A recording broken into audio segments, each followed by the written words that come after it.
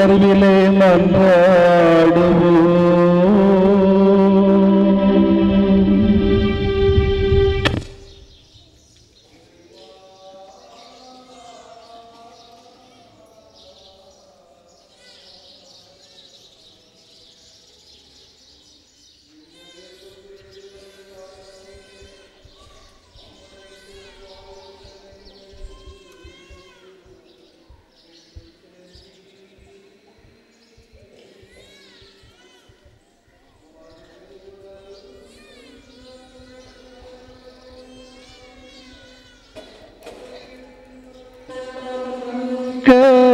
அருள் புரியும்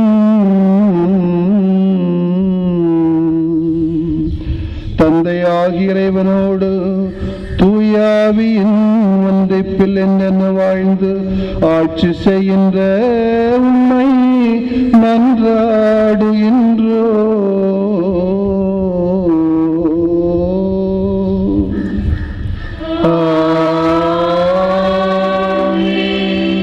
சமுதாயத்தில் பின்தங்கியோர்களிடம், அனாதைகளிடம், கைவிடப்பட்டோரிடம், ஒடுக்கப்பட்டோரிடம், நீதிக்காக காத்திருப்போரிடம் நாம் கடவுளை காண வேண்டும்.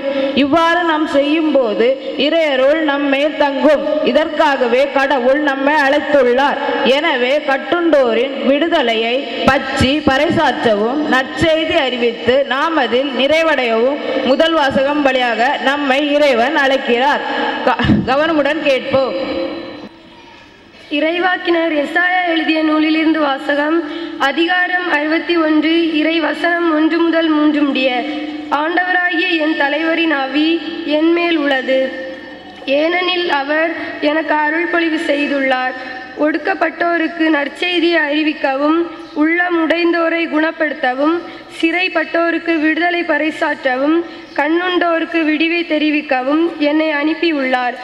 ஆண்டவர் அருள் தரும் ஆண்டினை முழங்கவும், நம் கடவுள் அநீதிக்கு பழிவாங்கும் நாளை அறிவிக்கவும், துயருற்று அழுவோருக்கு ஆறுதல் அளிக்கவும், சீயோனில் அழுவோருக்கு ஆவண செய்யவும், சாம்பலுக்கு பதிலாக அழகு மாலை அணிவிக்கவும், புலம்பலுக்கு பதிலாக மகிழ்ச்சி தைலத்தை வழங்கவும், நலிவுற்ற நெஞ்சத்திற்கு பதிலாக புகழ் என்னும் ஆடையை கொடுக்கவும் என்னை அனுப்பியுள்ளார்.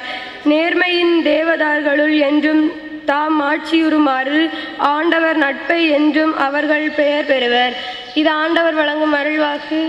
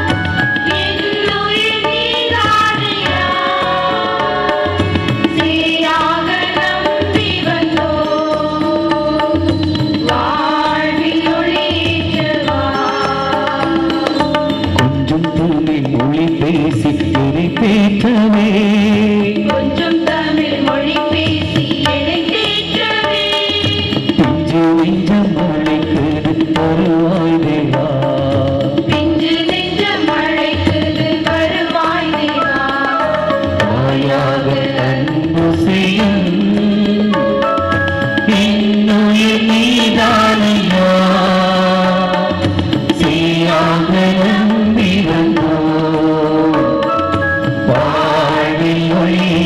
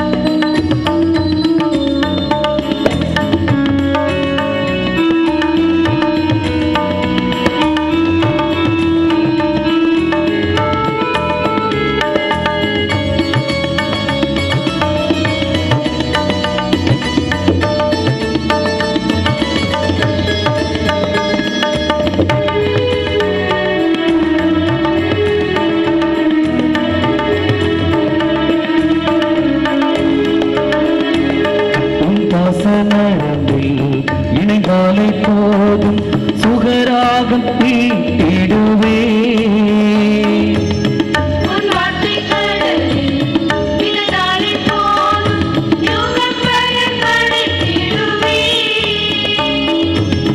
உன் பாசனத்தில் இணைந்தாலை போதும் சுகராகம் மீட்டிடுவே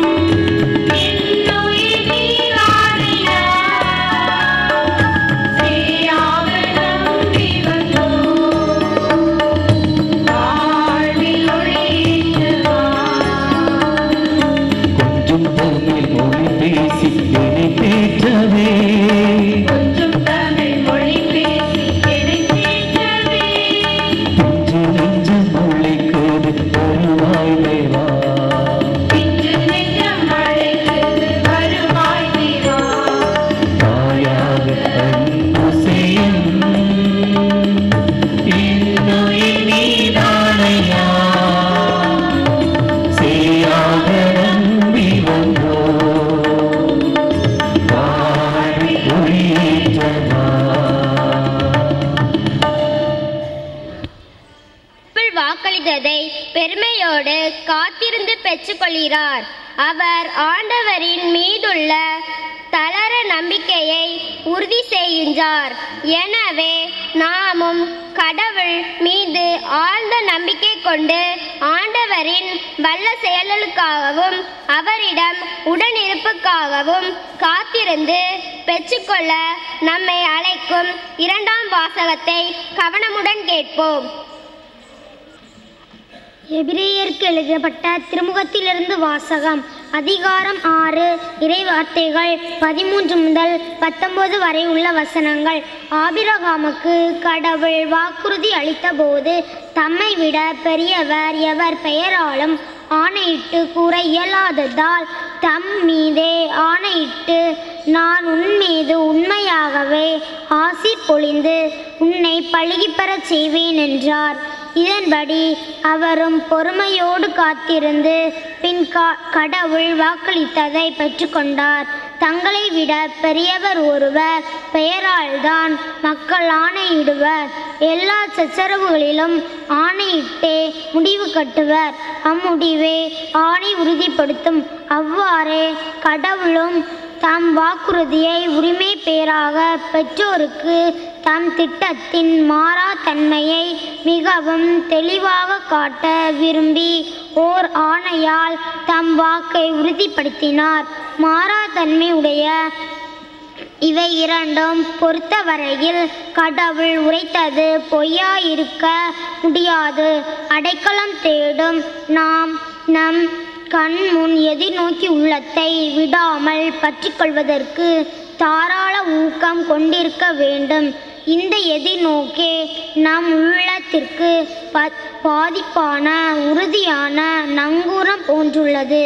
இது கோவிலின் திரைச்சிலைக்கு அப்பால் சென்று சேர்ந்திருக்கிறது. இது ஆண்டவரின் அருள்வாக்கு. இறைவா உமக்கு நன்றி.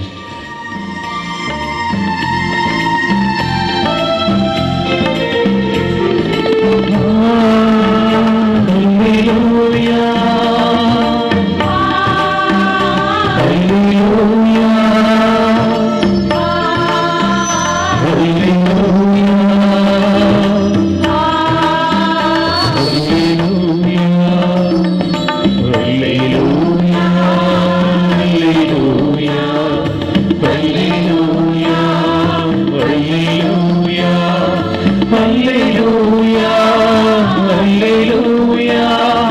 அல்லேலூயா அல்லேலூயா.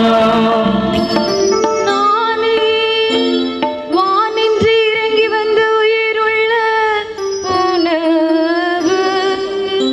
இதை யாராவது உண்டால் அவன் என்றுமே வாழ்வான் என்கிறார் ஆண்டவர்.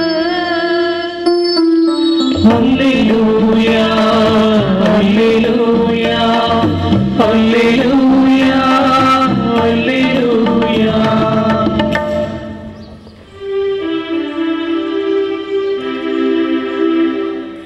தோடு இருப்பாராக.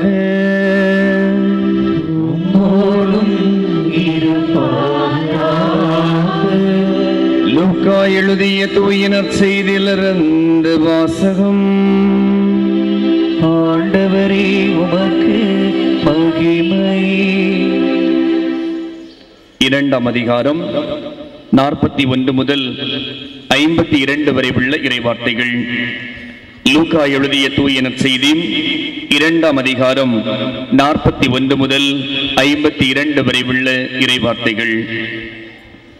ஆண்டுதோறும் இயேசுவின் பெற்றோர் பாஸ்கா விழாவை கொண்டாட எருசலேமுக்கு போவார்கள். இயேசுவுக்கு 12 வயது ஆனபோது வழக்கப்படி விழாவை கொண்டாட எருசலேம் சென்றனர். விழா நாட்கள் முடிந்து அவர்கள் திரும்பிய போது சிறுவன் இயேசு எருசலேமில் தங்கிவிட்டார். இது அவருடைய பெற்றோருக்கு தெரியாது. பயணிகள் கூட்டத்தில் அவர் இருப்பார் என்று எண்ணினர். ஒரு நாள் பயணம் முடிந்த பின்பு உறவினரிடையேயும் அறிமுகமானவர்களிடையேயும் அவரை தேடினர். அவரை காணாததால் அவரை தேடிக்கொண்டு எருசலேமுக்கு திரும்பி சென்றார்கள். 3 நாட்களுக்கு பின் அவரை கோவிலில் கண்டார்கள். அங்கே அவர் போதகர்கள் நடுவில் அமர்ந்து அவர்கள் சொல்வதை கேட்டுக்கொண்டும் அவர்களிடம் கேள்விகளை எழுப்பிக் கொண்டும் இருந்தார். அவற்றை கேட்ட அனைவரும் அவருடைய புரிந்து கொள்ளும் திறனையும் அவர் அளித்த பதில்களையும் கண்டு மலைத்து போயினர். அவருடைய பெற்றோரும் அவரை கண்டு வியப்பில் ஆழ்ந்தனர். அப்பொழுது அவருடைய தாய் அவரை நோக்கி, மகனே, ஏன் இப்படி செய்தாய்? இதோ பார், உன் தந்தையும் நானும் உன்னை மிகுந்த கவலையோடு தேடிக்கொண்டிருந்தோமே என்றார். அவர் அவர்களிடம், நீங்கள் ஏன் என்னை தேடினீர்கள்? நான் என் தந்தையின் அலுவல்களில் ஈடுபட்டிருக்க வேண்டும் என்பது உங்களுக்கு தெரியாதா என்றார். அவர் சொன்னதை அவர்கள் புரிந்து கொள்ளவில்லை. பின்பு அவர் அவர்களுடன் சென்று நாசரேத்தை அடைந்து அவர்களுக்கு பணிந்து நடந்தார். அவருடைய தாய் இந்நிகழ்ச்சிகளை எல்லாம் தமது உள்ளத்தில் பதித்து வைத்திருந்தார்.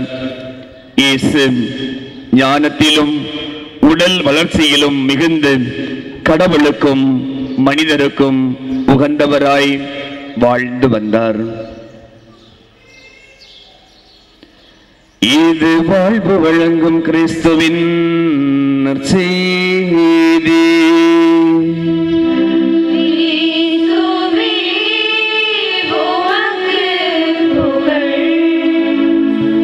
இப்பொழுது முதல் நற்கருணை திருவிருந்து பெற பயிற்சி பெற்று தயாராக இருப்பவர்கள் முன்வருக. ஆக்லின் ரேஸ்னி, சகாய டாஸ்மி, ஆரோ ஜோ பாஸ்டினா, ஆஸ்லின் டமியா, ஆரோக்கிய அபிஜோ, சகாய விஜி எமிமா, இன்ஃபென்ட் ஃபெனிக்ஸ், சகாய அனிஷா.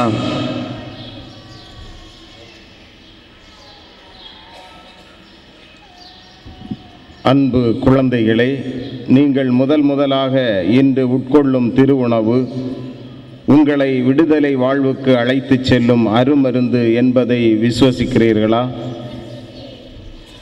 வாழ்வு தரும் உணவாகிய நற்கருணையில் ஆண்டவர் மெய்யாகவே ஆன்மாவோடும் உடலோடும் உயிருள்ள முறையில் பிரசன்னமாக இருக்கிறார் என்பதை நீங்கள் சந்தேகமின்றி உணர்ந்து ஏற்றுக்கொள்கிறீர்களா? இன்றிலிருந்து நற்கருணை சமூகத்தின் உறுப்பினர்களாக தகுதி பெறும் நீங்கள் உங்கள் சொல்லாலும் செயலாலும் முன் மாதிரிகையாலும் உயிர்த்த ஆண்டவருக்கு சான்று பகர்வீர்களா? கிறிஸ்துவை நற்கருணை வடிவில் நாள்தோறும் உங்கள் உள்ளங்களில் பெற்றுக்கொள்ளும் நீங்கள் நற்கருணை குறித்து காட்டும் மதிப்பீடுகளின் பாதையில் வாழ உறுதி அளிக்கின்றீர்களா? நீங்கள் ஒவ்வொருவரும் வாழும் நற்கருணையாக தூய ஆவியால் மாற்றம் பெற்று அன்னையின் வழியில் மானுட விடியலுக்காக உழைத்திட கடமைப்பட்டவர்கள் என்பதை உணர்ந்திருக்கிறீர்களா? இப்பொழுது முதல் நற்கருணை திருவிருந்து பெற இருக்கின்ற இக்குழந்தைகளின் அன்பு பெற்றோர்கள், ஞான பெற்றோர்கள் எழுந்து நிற்க நீங்கள் இருக்கிற இடத்திலேயே அப்படி எழுந்து நிற்குமாறு கேட்டுக்கொள்கிறோம்.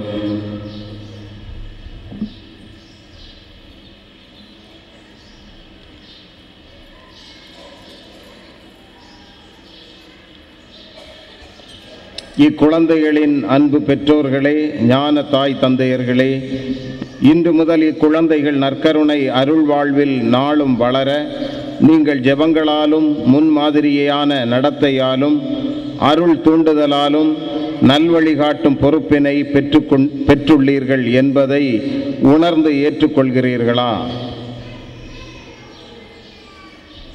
உங்கள்